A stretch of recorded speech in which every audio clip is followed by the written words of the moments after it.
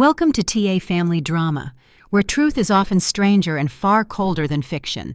Tonight, we unravel a story set against the steel-gray sky of Chicago, a drama of land, legacy, and the high cost of silence. Our title tonight, The Sterling Collapse. My mother-in-law tried to steal $480 of my land on my wedding day. Imagine this, the grandest wedding invitation.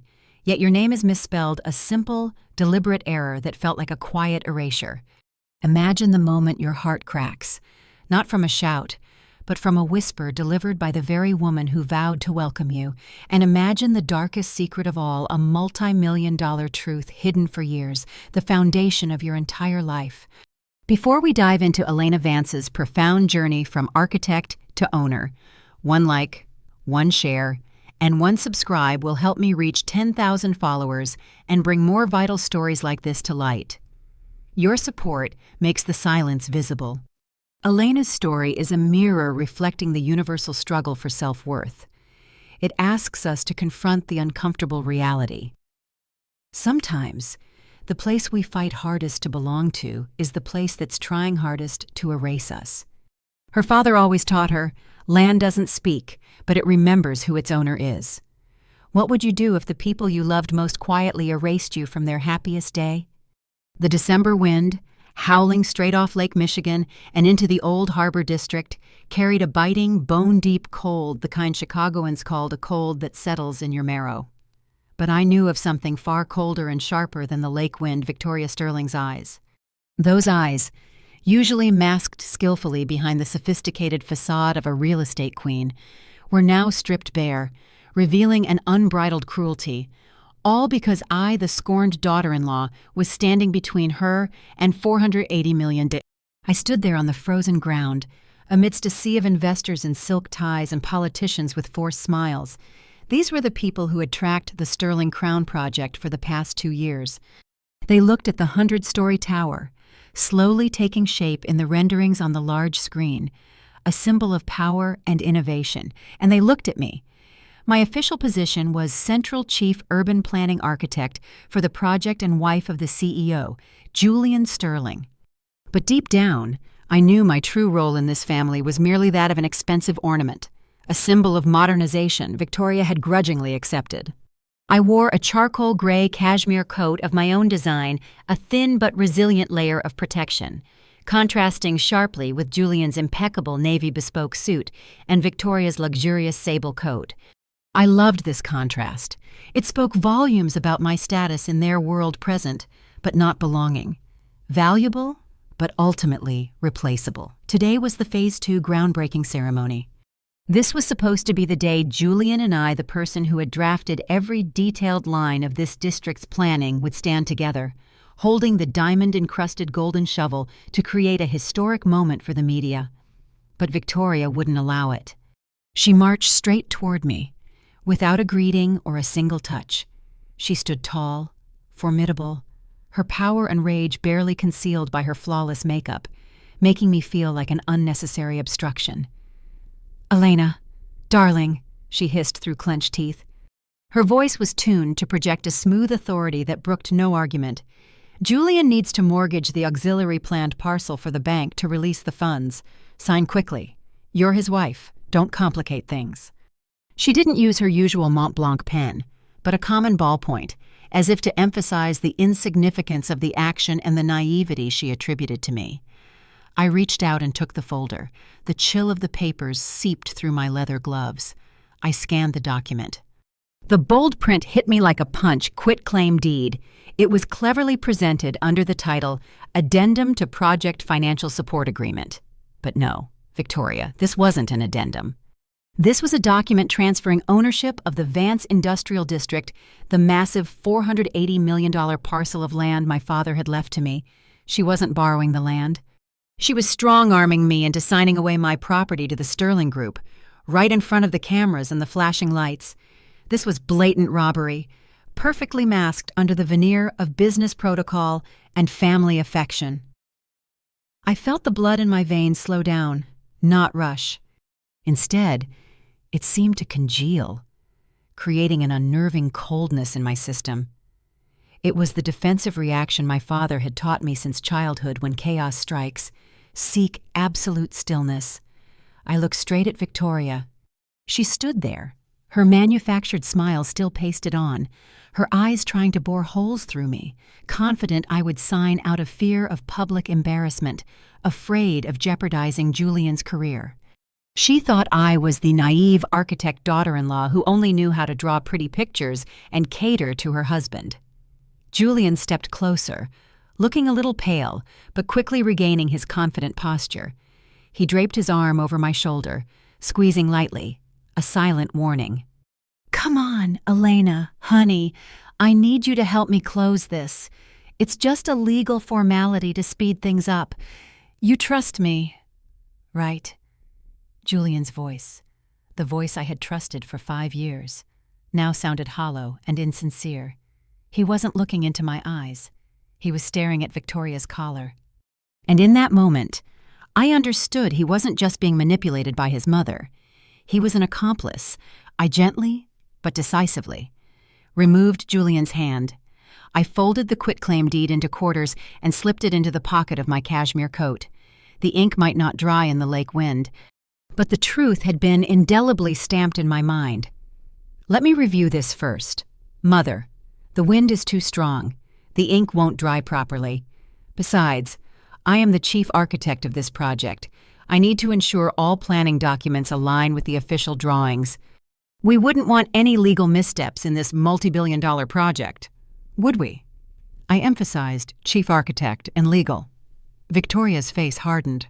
Her smile cracked slightly, enough for me to see the rage and astonishment. She hadn't expected such a calm, professional response. She had anticipated tears or fumbling. Julian stood there, utterly helpless. I turned around, picked up the golden shovel, and smiled at the reporters. "Shall we begin, ladies and gentlemen?" I said loudly, my voice clear and strong, cutting through the wind. Victoria Sterling was forced to halt, caught between the necessity of saving face and the fury of being publicly checkmated by me. My action was not resistance. It was a declaration. Victoria Sterling and Julian Sterling had just declared war. And they had just made their biggest mistake. They had awakened a sleeping beast. I took a deep breath of the cold Chicago air. The golden shovel in my hand, instead of being a symbol of partnership, was now a symbol of appropriation. And the quitclaim deed in my pocket was not an end, but the beginning of a game of life and death. I knew I wouldn't cry. I couldn't let anyone see my weakness. I had to become my own firm foundation, exactly as my father had taught me. I looked at the frozen ground, the land my father had purchased with sweat and tears. Victoria wanted to bury me beneath this soil, but she forgot I am the owner of it. I was ready to fight, but I wouldn't fight loudly. I would fight with intellect, with the law, with patience, and with silence. Because in their world, my silence was always mistaken for weakness, and that was their fatal error. Question for the audience. In that moment, if you were Elena, what would you do with that document? Would you sign it, or would you burn it? Share your thoughts in the comments section. The wind still whistled past my ears, but now it sounded like a grand, sweeping score for an irreversible decision. The golden shovel remained in my hand, but my grip had changed. It was no longer born of tension, but of resolute firmness. The quitclaim deed in my cashmere coat pocket was now a sealed letter of war. I am Elena Vance, 34 years old. That's the public identity, simple and easy for people to categorize. In the eyes of Victoria Sterling and the entire Sterling social circle, I was merely a draftsman, a lucky architect with some aesthetic flair who had married into a major Chicago dynasty. They looked at the diamond on my finger. They looked at the luxurious suit I wore. And they confirmed, she belongs to us. She owes us. Victoria often used a subtly coded yet highly patronizing tone to remind me of my origins. They thought my father was a poor, hard-working welder who died of lung cancer after years toiling in dusty steel mills. They pitied me, a touch of arrogant pity.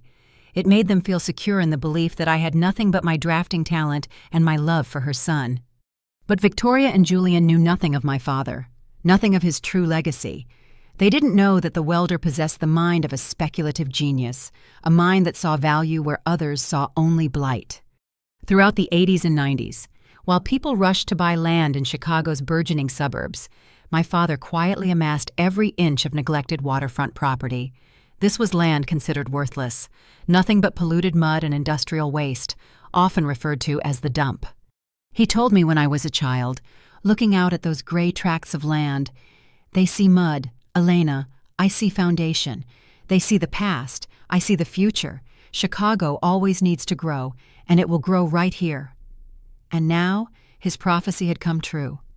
Right beneath my feet, where I stood, was the most prime real estate in the city.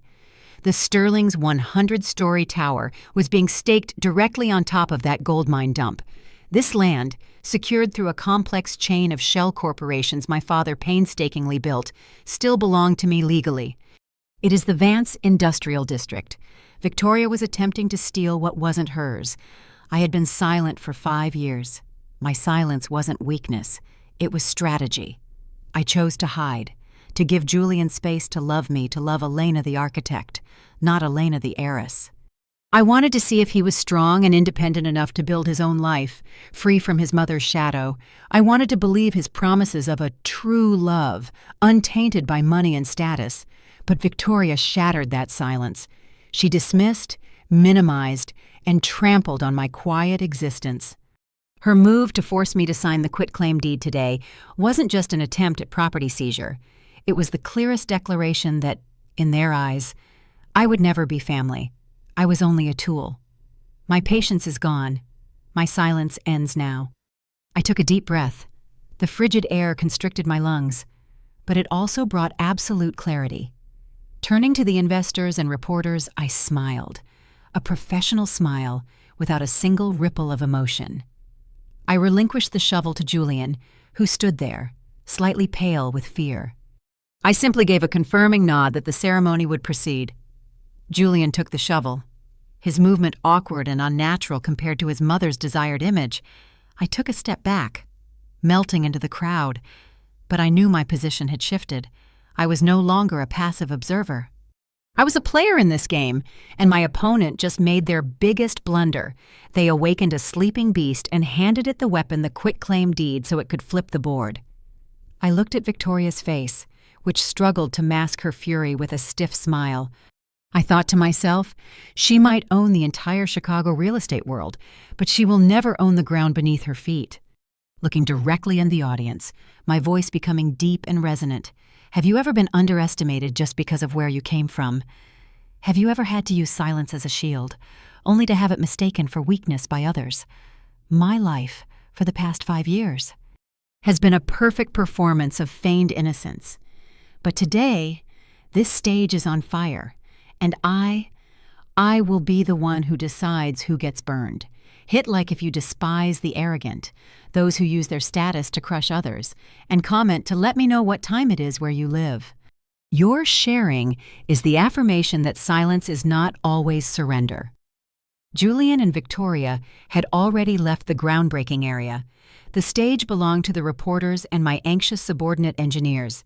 I deftly moved toward the back, handing the golden shovel to a young assistant. I needed private space to reorganize the emotional fragments and determine my next move. The quitclaim deed in my coat pocket was a cold reminder of a truth I had tried to ignore for 5 years. My father's suspicions were right, and my trust was misplaced. I closed my eyes, feeling the cold seep into my skin, and the memory flooded back, as sharp as lines on a blueprint. 5 years ago, when I was 29, my father passed away in a small hospital room on the outskirts of Chicago. He didn't die in a steel mill, but on a simple bed, where he fought lung cancer. People called him a welder. And that was true. His hands were rough and calloused, but they were also the hands that taught me how to see the core value hidden beneath the surface.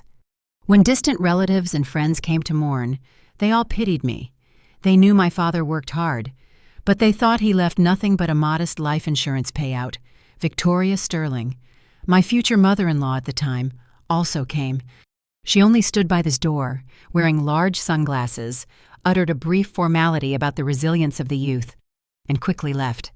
not forgetting to leave a thick envelope. She believed my father was poor, and I was an orphan who needed support.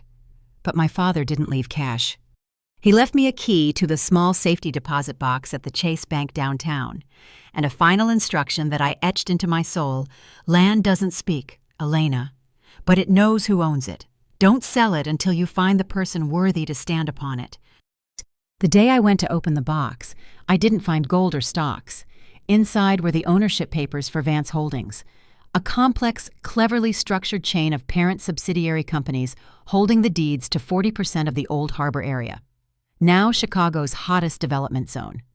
That asset, even then, was valued at nearly $500 million. My father hadn't been an ordinary welder. He was a master speculator who used his laborers' wages and his genius vision to quietly accumulate parcels the city deemed scrap for 2 decades. He believed in Chicago's growth, believing the city's expansion would inevitably move toward the lake. I cried inside that safety deposit vault. I cried not because of the sudden wealth, but because of the loneliness my father had endured. He had to feign poverty, pretend to be a normal worker, to avoid the predatory eyes of real estate sharks like Victoria Sterling. He sacrificed reputation and recognition just to protect this legacy for me. After taking over Vance Holdings, I maintained the silence. I lived as an independent architect, a talented but financially unbacked daughter, because I had met Julian Sterling. He was handsome, charming, and ambitious. He was Victoria's favored son, but he always spoke to me about his dream of escaping his mother's shadow and building his own empire. I loved Julian. I truly did. I loved him for the way he talked about urban architecture, for his bright smile when he sketched buildings in the air. I asked myself, could Julian love Elena the regular architect or not? To answer that question, I did something insane. I used a shell company to lease the land to the Sterling Group for a pittance, just $1 per year for the first 5 years. I wanted him to succeed. I wanted him to be proud of building his legacy project with his own hands, not relying on my wealth or his mother's. I wanted to believe that his love and ambition were pure. I hid my true identity because I always remembered my father's words: if they know you are the treasure, they will dig you up instead of loving you. And God, he was absolutely right. My 5 years of silence ended this morning, on that cold patch of land with the quitclaim deed in my pocket. Julian failed the test. He chose the easy glory. He chose to be his mother's accomplice in robbing his wife. He didn't love Elena the architect. He just wanted to bury Vance Holdings. I stepped into the black sedan. Victoria's personal driver, tasked with monitoring me, was waiting. I said nothing. I just looked out the window, where the cranes were operating busily. They were digging deep into the soil my father had protected with his life. I gave him 5 years to prove he was worthy to stand on this land. He failed.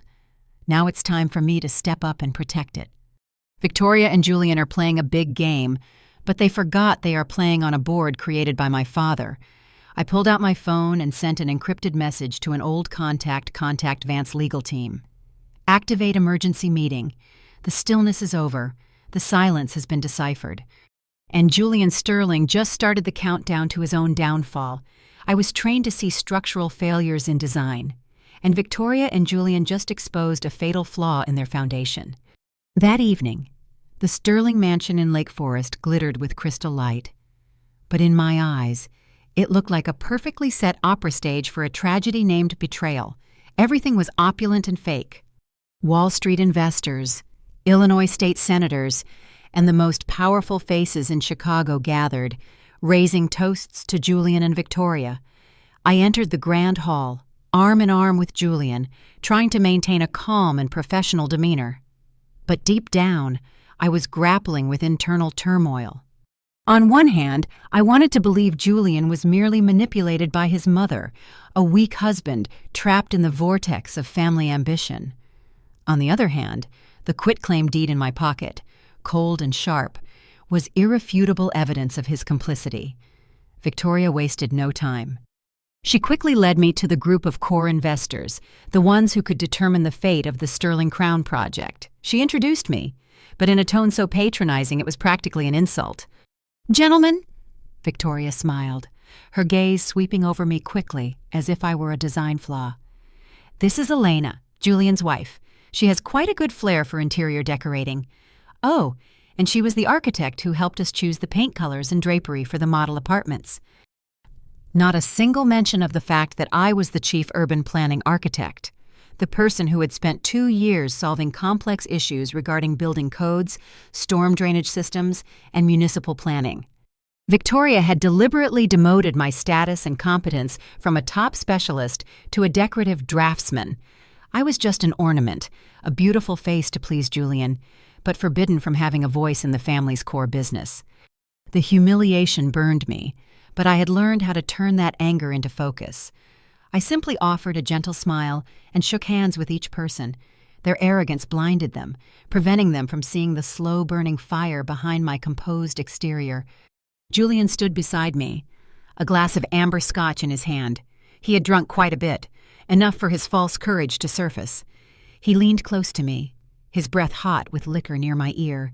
"Honey, did you sign the papers yet?" Julian whispered. "Mom is pushing for it. The investors are asking about the progress of the legal procedure. It's just a tax formality. I told you." I turned to him, trying to see through the haze of his scotch and his self-satisfaction. "Tax formality," I repeated, my voice just loud enough for him to hear, but cold as steel. "A quitclaim deed is a tax formality. Julian, do you think I haven't read Chicago real estate law?" He avoided my gaze. His handsome face, already worn by late-night parties and stress, clearly showed his discomfort. He took a sip of scotch, attempting to find confidence in the alcohol. "Don't be as suspicious as your father." Julian shifted his tone entirely, from sweet to harsh, as if reciting Victoria's lines. "This is big business, Elena. You wouldn't understand. Mom says if you don't sign, the entire project will be stalled due to a lack of transparency regarding the collateral. Do you want to see me fail?" That line was like a knife through my protective shell. Not only did he belittle me, but he also insulted my father, who had spent his entire life building this fortune. "Don't be as suspicious as your father." My father wasn't suspicious. My father was realistic. He saw the deceit underneath the glossy veneer of people like Julian and Victoria. I subtly backed away, ensuring Julian couldn't touch me anymore. I felt disgusted, not just by their greed, but by Julian's cowardice. He chose to protect his false ego and his mother's money instead of protecting his wife. At that moment, Victoria was pointing out the Sterling Crown Project prospectus, which was elegantly displayed on a glass table, to an investor. The prospectus was lavishly printed in color, listing figures on market value and profit potential. I scanned it, and I saw it. Under the section Core Project Assets, they had listed the entire harbor area. Victoria had listed the Sterling Group on the stock exchange and unilaterally included my land, the Vance Industrial District, as a company asset, as if it already belonged to them. They didn't just want to steal the land, they wanted to use my land to manipulate the market, to inflate the price of their IPO stock. Julian knew this, and he kept silent. He sold his soul to his mother to be called the CEO of a phantom empire. A chilling stillness enveloped my core. I didn't feel rage anymore. I felt clinical clarity. It was time to end this performance. It was time for me to protect my father's legacy. I turned, walking out of the grand hall without a word. I walked through the long, marble-tiled hallways of the Sterling mansion, each step echoing my loneliness and my renewed determination. I was no longer the docile daughter-in-law. I was an architect preparing to restructure the foundation of a rotten empire. I was trained to see structural flaws in design, and Victoria and Julian just exposed a fatal flaw in their foundation. They built their multi-billion-dollar skyscraper on a base that did not belong to them. I pulled out my phone, my fingers lightly gliding over the screen. Everything was ready. I needed to find the irrefutable evidence that Julian couldn't deny and Victoria couldn't whitewash.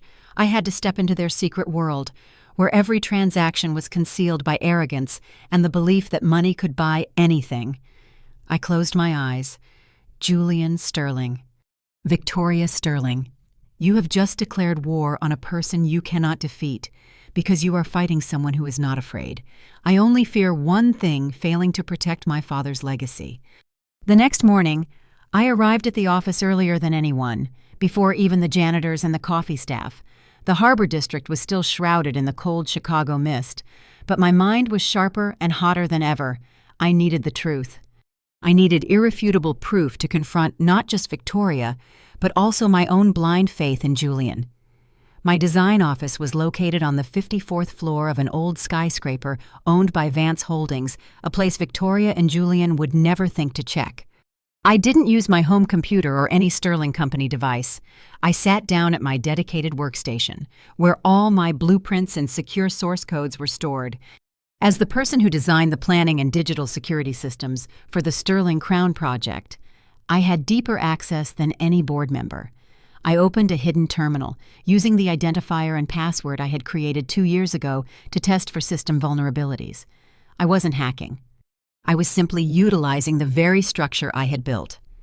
I logged into Victoria Sterling's private email server. I didn't search the trash folder or spam. I looked for files with coded titles or keywords Victoria often used to conceal her true intentions: post-completion protocol, asset restructure, transfer procedure. And I found it. A long email chain, dating back 3 months, starting right when the Sterling Crown project was granted Phase 2 construction approval. The email was sent from Victoria to her private attorney, a man I knew was absolutely loyal to her, and horrifyingly, it was carbon-copied CC'd to Julian. I read every word, every sentence, over and over, like an architect checking the stress tolerance of a critical component, subject post-completion protocol. Body. The moment the girl signs the quitclaim deed, get her off the advisory board. We don't need her interference anymore. Julian will file for divorce immediately after the tower's completion next month. Grounds incompatibility, separate assets. We don't need to split assets with a daughter-in-law who plays at being a draftsman. She's been paid with prestige and a position on the blueprints. Julian, you make sure to play your part convincingly. This must be handled discreetly and quickly. The blood in my ears seemed to stop circulating. This wasn't just financial betrayal. It was systematic destruction. Victoria didn't just want the asset. She wanted to ruin my honor and my future. Victoria had designed an exit strategy for Julian, turning me into a perfect fool, a perfectly utilized pawn in this marriage charade. Below, Julian's reply, short, cold, and putting an end to all my doubts about his love. Julian replied, "Understood, Mother. I'll handle Elena." She trusts me implicitly. I sat still at the desk, the faint light of the computer screen illuminating my face. I didn't cry. Tears were a waste right now, an unnecessary expenditure of energy. I felt a chill run down my spine, which then solidified into molten steel in my chest. The feeling wasn't heartbreak. It was the ultimate confirmation I hadn't lost a husband. I had only lost an illusion I had built myself over 5 years. The man I shared a bed with, who once swore he loved me under the glow of Lake Michigan, wasn't just spineless. He was a parasite nurtured by Victoria to drain my legacy. He sold out my love and trust for a CEO chair in a company owned by his mother. He sold out my father, who created this fortune with his calloused hands. I took a deep breath. The frigid Chicago air entered my lungs, bringing with it absolute clarity. Victoria had made a fatal error. She had created evidence against herself and allowed Julian to be an accomplice. This evidence, stored on a Sterling server, was irrefutable legal proof in an Illinois court. I'm not just an architect. I am a strategist trained by the smartest man in Chicago, my father, and Victoria just handed me the complete blueprint for this war. I immediately backed up the entire email chain onto an encrypted drive. Then, I thoroughly erased my access trace from the Sterling server. Victoria's post-completion protocol was now in my hands. I turned back to the project planning blueprints on the screen. Every line, every GPS coordinate, every building code I had drawn became a weapon. Victoria wanted to use my supposed naivety to destroy me.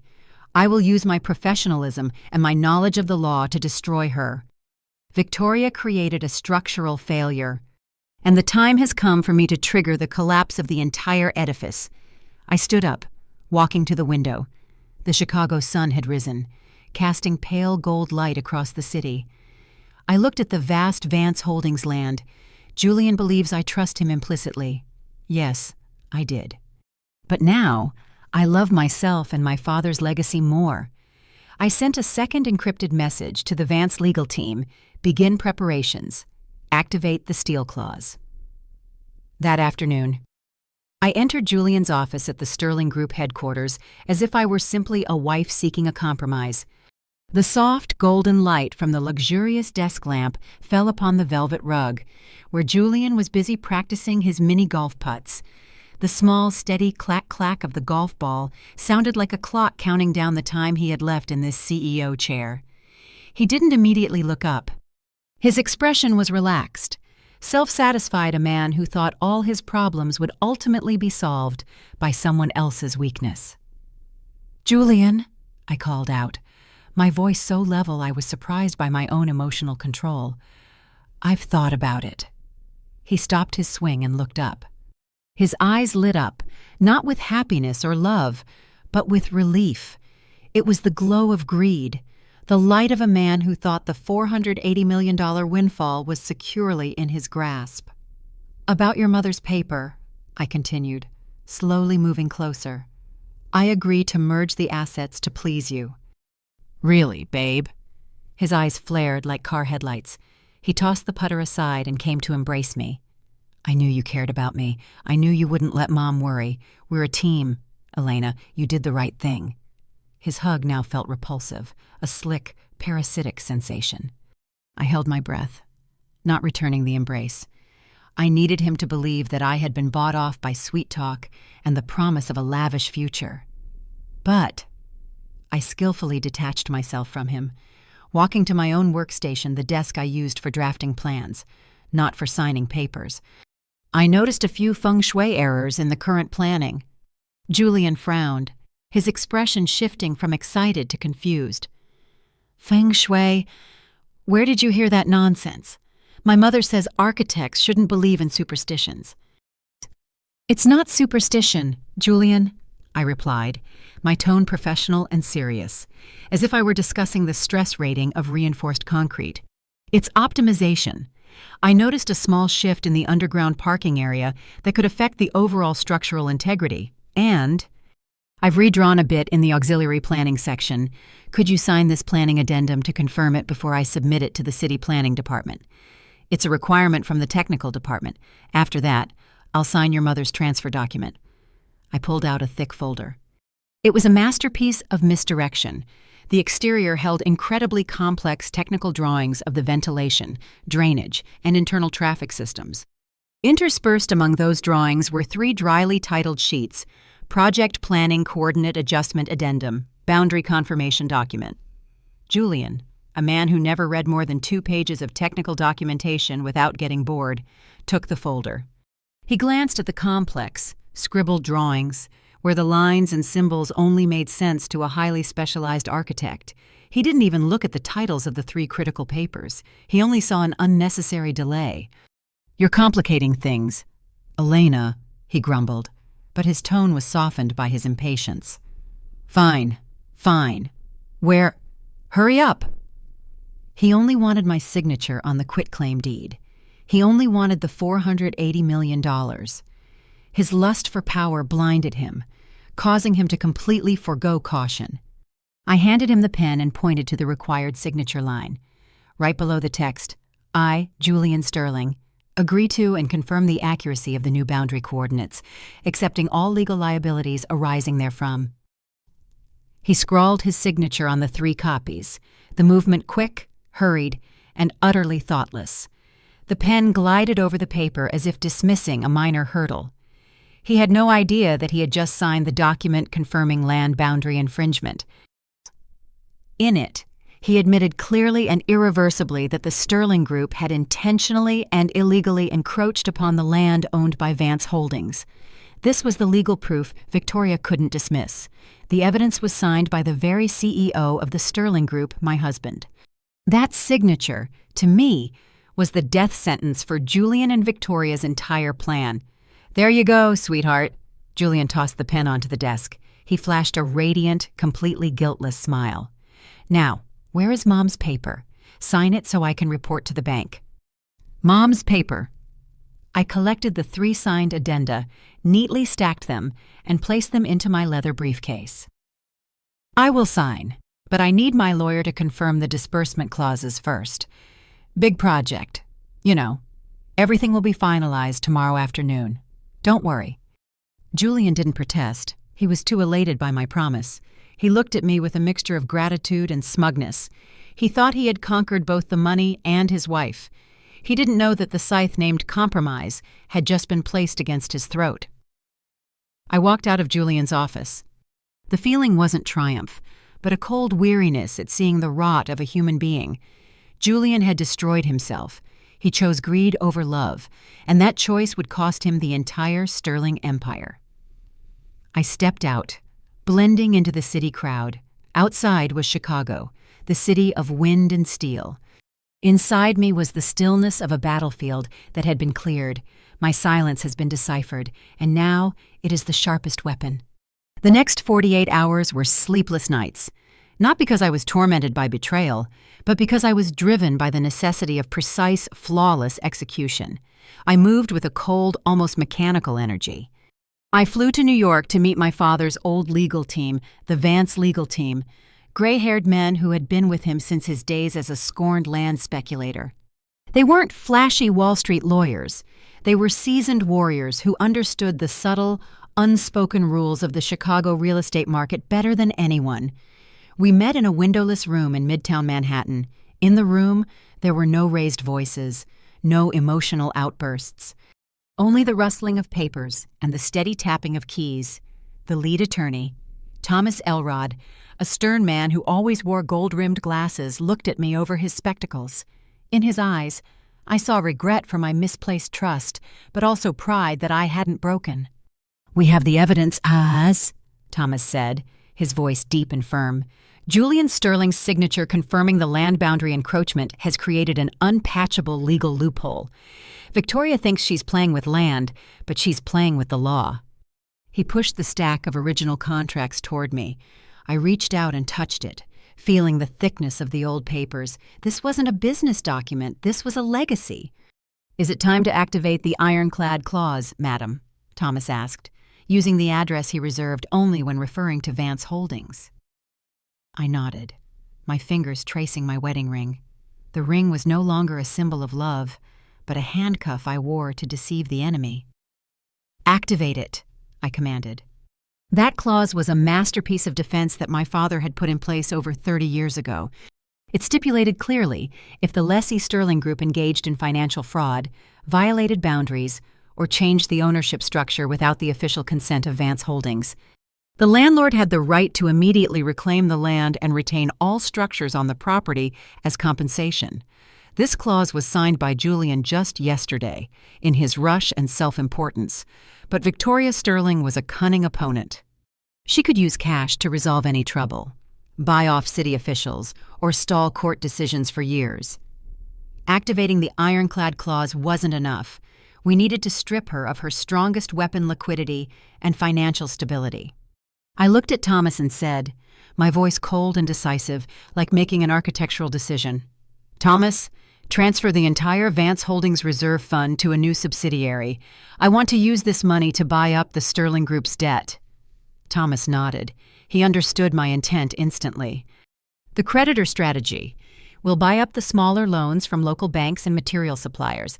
They are starved for cash to complete the project, and they must have borrowed from multiple sources."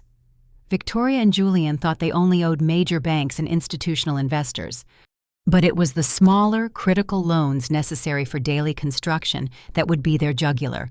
For the next 24 hours, I slept for only 2 hours. I sat with the financial team, scouring the internal Sterling Group financial reports I had extracted. We found 3 high-interest, fast-track loans from 3 smaller banks in the Chicago suburbs and a major steel supplier loans that were due or soon to be due. My father taught me, always buy the land others need and always control the enemy's noose. We began the execution. I signed the wire transfer orders. Tens of millions of dollars from Vance Holdings began flowing into those smaller banks. The Sterling Group's debts, secured by the Sterling Crown project itself, were now in the hands of Vance Holdings.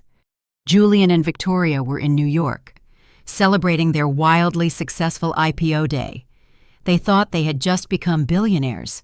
They didn't know that the wife and daughter-in-law they scorned had just become their biggest, most silent creditor. I didn't feel the exhilaration of victory. I felt exhaustion and a profound sense of loneliness.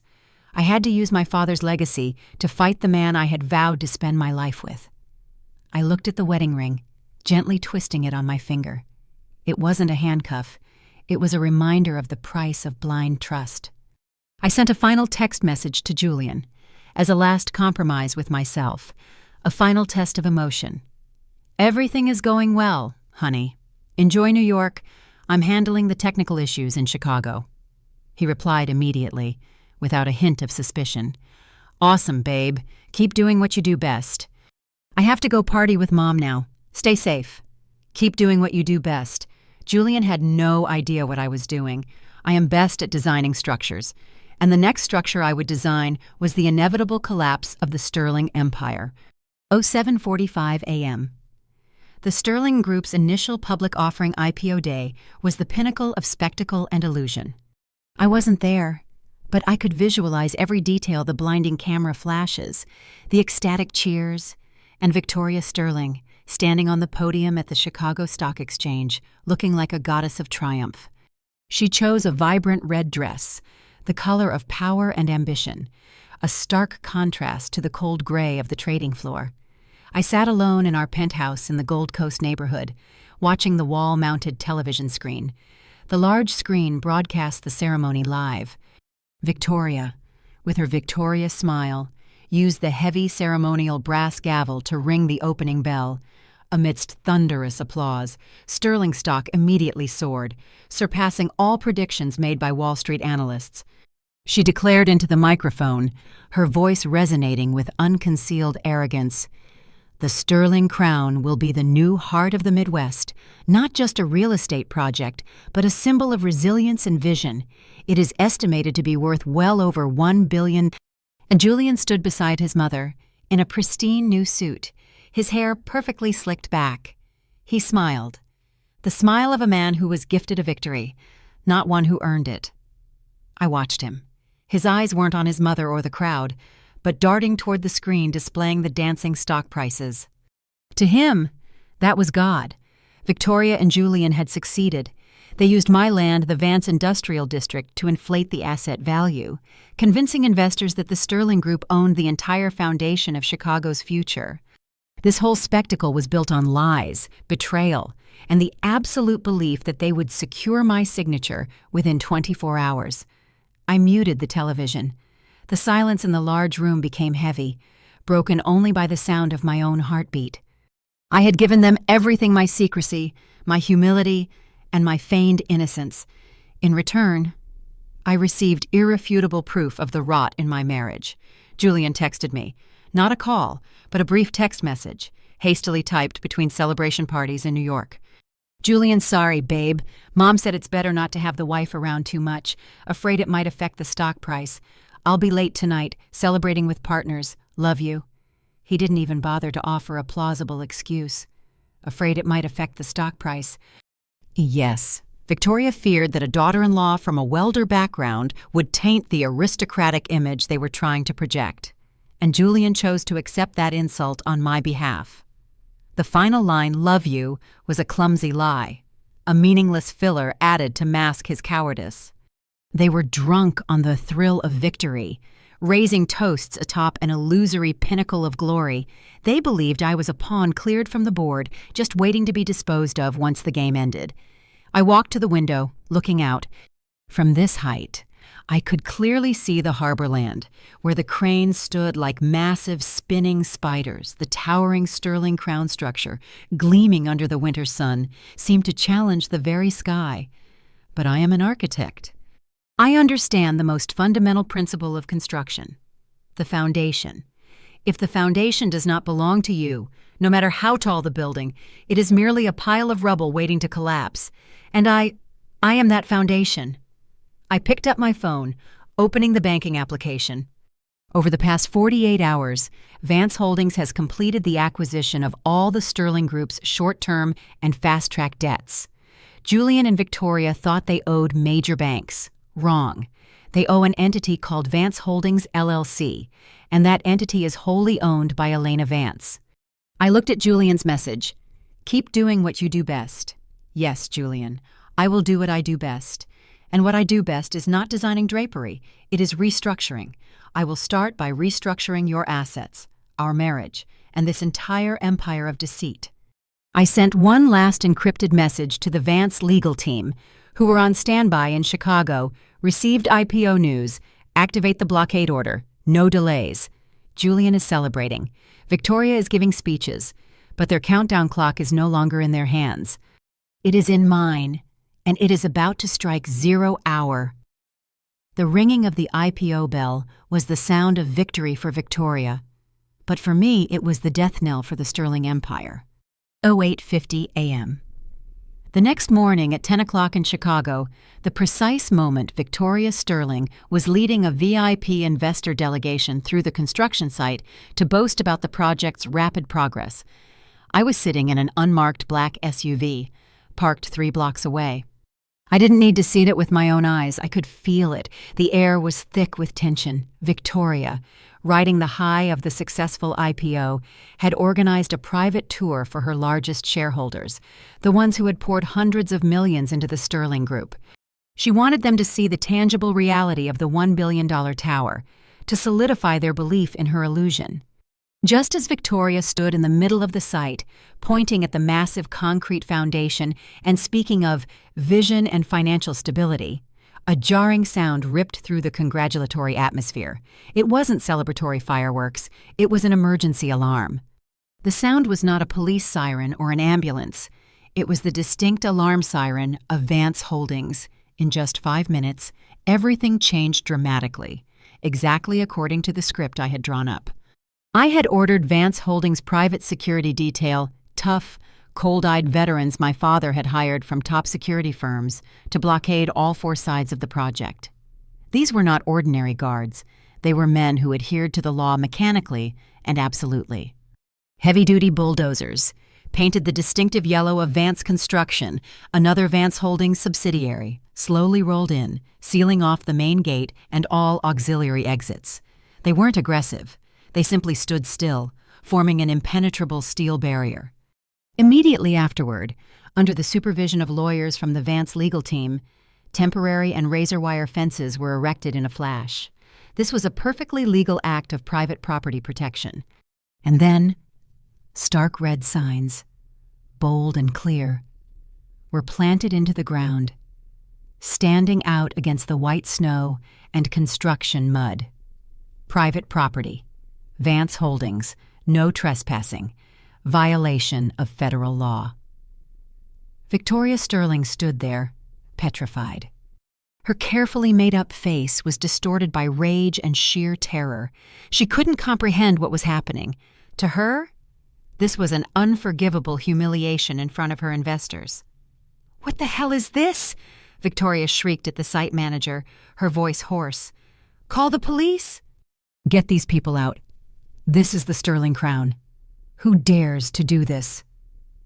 The site manager, a middle-aged man who had worked for Sterling for years, trembled as he held his radio. I called the police, ma'am. They said they can't intervene. This isn't an attack. It's a civil dispute over ownership. The other party, they have full legal ownership papers and a cease and desist order based on boundary infringement."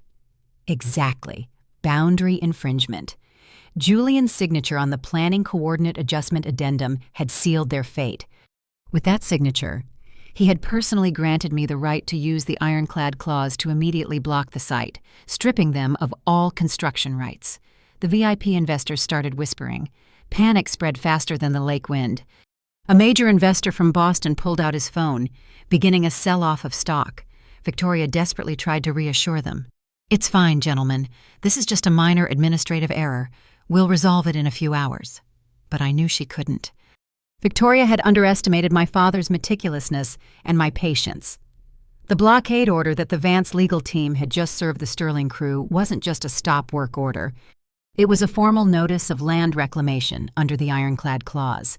citing the Sterling Group's act of listing non-owned property, Vance Holdings land to defraud investors, financial fraud, and Julian signed confirmation of boundary infringement. Every one of my actions was legal, protected by clauses Victoria was too arrogant to read. I checked my watch. Exactly 10:15 a.m. The stock market was plunging into chaos. This blockade, along with the news of a land ownership dispute, would instantly obliterate Sterling's skyrocketing IPO stock price. I got out of the SUV, pulling my cashmere coat tight, and walked toward the temporary site office. I didn't need to speak.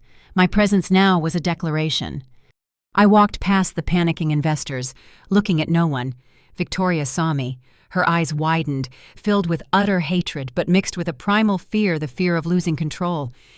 She no longer saw me as a weak daughter-in-law. She saw me as a predator. "Elena, what the hell are you doing?"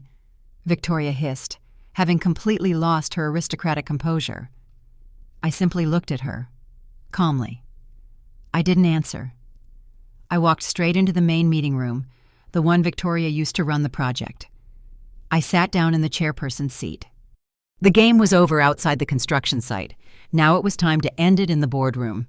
The project management boardroom, a space usually dedicated to debates over materials and construction timelines, had now become a tense arena where everything would be decided by the cold reality of paper and ink. I was sitting in the chairperson's seat, the position Victoria always reserved for herself, sipping a hot cup of Earl Grey tea. The gentle scent of the tea was a complete contrast to the heavy atmosphere, thick with fury and panic. Just as I anticipated, Victoria and Julian stormed into the room. They were no longer the glamorous, polished figures from the IPO celebration. Victoria, her luxurious sable coat now seemed like a burden, her face pale, her makeup smudged by the cold wind. She was in a state I called the collapse of certainty. She couldn't accept the existence of anything she couldn't control. Julian was worse. He was like a wounded animal, lunging straight toward me.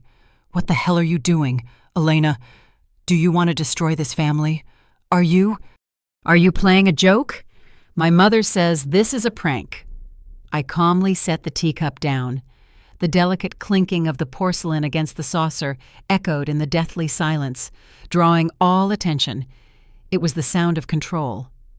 A prank! I looked directly into his eyes. Julian's eyes held pure terror, not fear of losing me, but fear of losing money. "Have you seen the police and the Vance Holdings security team erecting razor wire fences? Julian, have you seen the catastrophic plunge in Sterling stock after the news of a land ownership dispute? That's not a prank. That is the consequence of greed." Victoria intervened, her voice raw from trying to suppress her indignation. "Elena, you clean up this mess immediately. What do you want?" "Compensation. A vice president position. We can negotiate. But you will not humiliate the Sterling name in front of Wall Street." "Family!" I scoffed, my gaze as sharp as the lines I drew on a blueprint. I leaned back in the chair, savoring this moment, the moment of truth being exposed. "Do you mean the family that plotted my divorce immediately after this building's completion? The family that called me a draftsman while leeching off my father's land? The family where Julian chose to betray his wife in exchange for an empty CEO chair?" Victoria's face froze solid. She hadn't anticipated that I had read the email. I didn't give them a chance to react. I leaned down, retrieving the 3 copies of the Project Planning Coordinate Adjustment Addendum that Julian had signed the day before from my briefcase. I tossed them onto the table. They slid across and stopped right in front of Victoria. "Look here, Victoria," I said, my voice cold and definitive. "Your son signed this document. He confirmed that the Sterling Group has built an encroachment onto the boundary of land owned by Vance Holdings. This is enough for Victoria and the Sterling Group to be prosecuted for financial fraud, listing non-owned assets, and severe breach of contract." Julian looked down at his own signature. He didn't understand what had happened, but he knew it was irrefutable evidence. I picked up the remote control and pressed the button. The large projector screen behind me lit up. It wasn't complex technical diagrams, but the Chicago satellite land ownership map. On that map, the name Elena Vance appeared in vibrant red. covering the Sterling Crown project site. "You own nothing," I declared, my voice echoing with authority. "You built a $1 billion tower on my land. And because you breached the contract, committed fraud, and encroached on the boundary, according to the ironclad clause my father put in place 30 years ago, I have the right to immediately reclaim the land and retain all construction on that land as compensation." I looked directly at Julian. My eyes filled with ultimate disappointment. "You signed the infringement confirmation. Julian, your own hand signed our death warrant." Julian broke down into sobs, the crying of a child who had a toy taken away, not the tears of a remorseful man. He wasn't crying because he lost me. He was crying because he lost the CEO chair and the wealth. Victoria Sterling, the Iron Lady of Chicago. I saw her tremble for the first time. She looked at me, no longer with arrogance, but with desperation. She knew that in this game, I didn't just have the paper, I also had the financial power, having bought up their debts. She was completely checkmated. "Now," I said, placing both hands flat on the table, "we talk about the future of that tower." The boardroom fell into a chilling silence after my declaration. There was no wind howling or alarms blaring, only the heavy, ragged breathing of people confronting the raw truth. Victoria Sterling, the Iron Lady of Chicago, staggered. She didn't fall, but her hand gripped the edge of the table, clenching until her knuckles were white. Her face shifted from angry red to paper white, as if all the blood had drained from her head. She was a seasoned real estate player, a woman who had owned this game for 30 years. She understood. Victoria understood better than anyone. She knew how devastating the ironclad clause my father had implemented truly was. It wasn't just a breach of contract clause. It was a mechanism of destruction activated by greed. Victoria Sterling knew she had lost everything. "It can't be," she whispered, her voice hoarse, devoid of its usual authority. "It's a fraud. It's a trap. We can sue. We can sue her out of this tower." "Sue, Victoria," I maintained a calm tone, as if discussing the weather. "You sue us for breach of contract based on whose signature? Your own son's. You sue us for securities fraud based on the report you filed with the SEC, which included non-owned land as company assets. What will your lawyers say? You built this entire empire on Julian's foundation, and Julian was controlled by you. I have the evidence of the post-completion protocol and his complicity. Everything is encrypted and backed up." That truth hit Victoria hard. She couldn't fight internal evidence and land law. Victoria had made her biggest mistake. She unknowingly handed the weapon to her enemy. Julian, the pampered man who used to be my husband, crumpled to the floor. He couldn't stand straight anymore. He crawled toward me, grabbing the hem of my cashmere dress, the action of a child begging for mercy. "Elena, you're joking. Right, we're husband and wife. We had great years. My mother forced me. You know I love you. You know I didn't want to do this. It was just business pressure." Julian sobbed, the pathetic wail of a weakling, not the cry of a remorseful man. He cried because he lost the CEO chair, the prestige, and the control. I looked down at his hands clutching my dress hem. It was the hand that signed our death warrant, the hand that chose money over me. I pulled my feet back, decisively, but without harshness.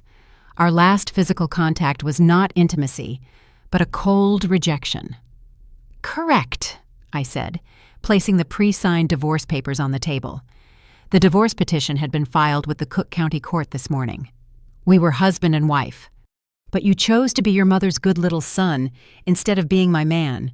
You sold me out for an empty CEO title and Victoria's promises. Now you can keep the title, but your company, it belongs to me now." Victoria looked up at me, her eyes like two burning flint stones. She was defeated, but still a queen. "You can't keep that tower. Elena," Victoria whispered, her voice gravelly. "You have no experience running a billion-dollar development. You are just an architect who draws. Wall Street will eat you alive." "Vance Holdings has purchased your debts, Victoria," I countered. "You know I have the cash, and I have the Vance legal team. 30 years ago, they told my father he couldn't buy this dump. Today, they tell me I can't keep it. We shall see. I signaled Thomas Elrod, my lead attorney, to enter. He was calm, unemotional, carrying 2 folders. I offer you 2 choices, I declared, my voice final, ending all struggle. 2, and only 2. Option 1, Victoria Sterling and Julian Sterling. You declare the Sterling Group bankrupt, face massive lawsuits for securities fraud and penalties, and risk jail time. Option 2, you sign this document, transferring all executive authority for the Sterling Crown Project, supply contracts, and related assets to Vance Holdings.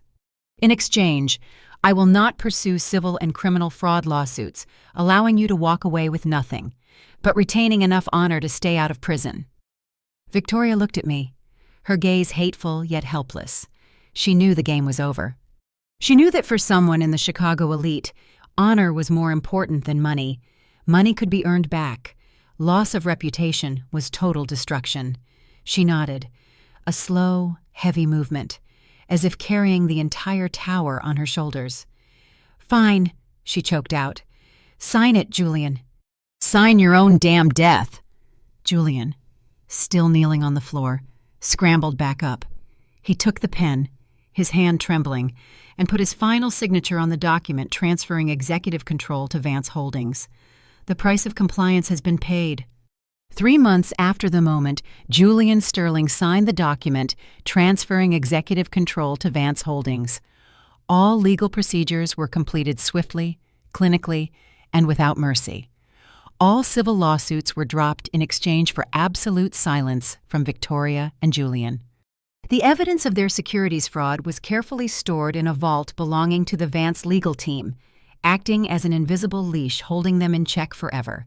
The city of Chicago, which always worships power and wealth, was rocked by the news.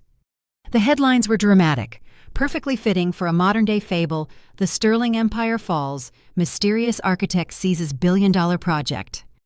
Victoria and Julian became the talk of the town, not for their success, but for their spectacular failure.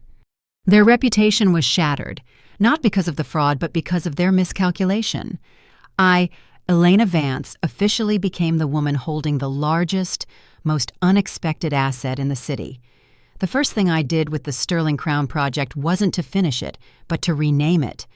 I tore down every logo, every arrogant symbol of the Sterling dynasty. The tower was now called the Vance Legacy. This name was a silent tribute to my father, the man who bought every inch of this land with belief and patience. Victoria used the tower to honor greed. I used it to honor diligence and vision. I had no intention of killing off Julian entirely. I am not Victoria. My revenge was not destruction. It was the establishment of order. I left Julian a small condo in the Chicago suburbs, an apartment purchased with one of his smallest investments before we married. That was the actual value of the assets he truly created, which amounted to almost nothing without his mother's backing. It was a cold justice he got to keep what he was truly worth. Victoria was not so lucky. To cover the personal debts I didn't purchase and the federal taxes following the bankruptcy, she was forced to sell the Lake Forest mansion, the glamorous, extravagant home she used to humiliate me during those fake dinner parties. The news of Victoria having to sell her most potent seat of power circulated among the elite as a warning: never underestimate the person across the table, especially when they are silent. This afternoon, I stood on the 100th floor, the space Victoria had designed to be Julian's opulent CEO office. The area was vast, encased in reinforced glass, looking straight out onto Lake Michigan. The wind from the lake was roaring, powerful and free, but now it was no longer chilling. It carried a sense of liberation. I had changed the design of this room. I didn't need mahogany desks or expensive leather chairs. I turned it into a minimalist studio with a large architectural drafting table placed right by the window. This building will be transformed into the Vance Innovation Center, an incubator for young architects and planners, judged by their talent, not their pedigree. I looked down at the city. Am I lonely? Perhaps. The divorce was finalized. Julian left without a genuine apology, only a stifled resentment. I had lost a husband, lost a set of in-laws, and lost a huge part of my belief in love. But it is the loneliness of freedom. I no longer have to bow my head, no longer have to pretend to be naive to be loved. I don't have to hide my assets or my talent. I don't have to worry about schemes or betrayal. I am the architect of my own life, and this foundation, this land is what I protected and rebuilt with my own hands. I lightly touched the cold glass pane. This tower is not just a piece of architecture. It is a monument to inner warfare. It is proof of resilience, of clarity.